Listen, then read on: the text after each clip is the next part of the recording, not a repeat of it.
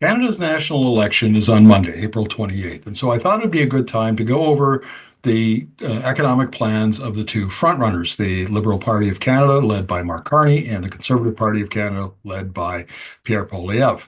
So before I get into the details of the plans, let me give you the framework within which I think about this kind of stuff.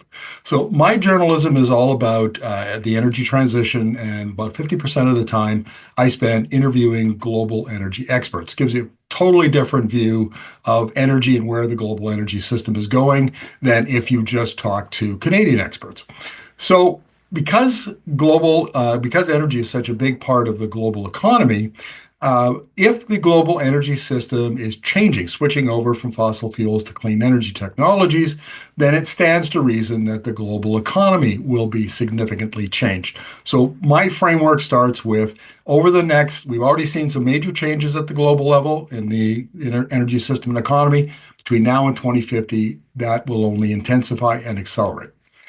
So that's the framework within which I think about these plans.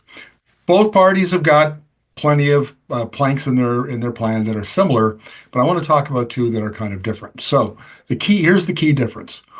Pierre Poilievre and the CPC want to basically keep the structure of the economy the same. A big focus on natural resources like oil and gas, like critical minerals, like timber, like agriculture.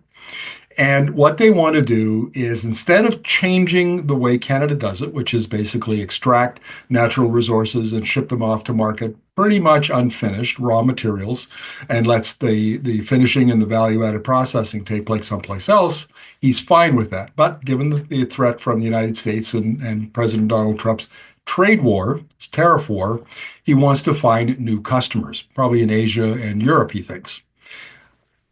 Mark Carney, who's an economist, has a very different view of that.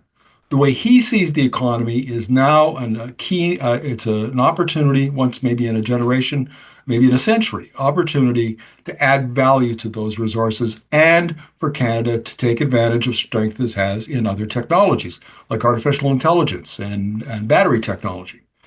So but the approach that he's taken, whereas the CPC and Poilievre like tax cuts, which is a very traditional conservative approach to this, the Liberals and Carney want to use more industrial strategy and policy.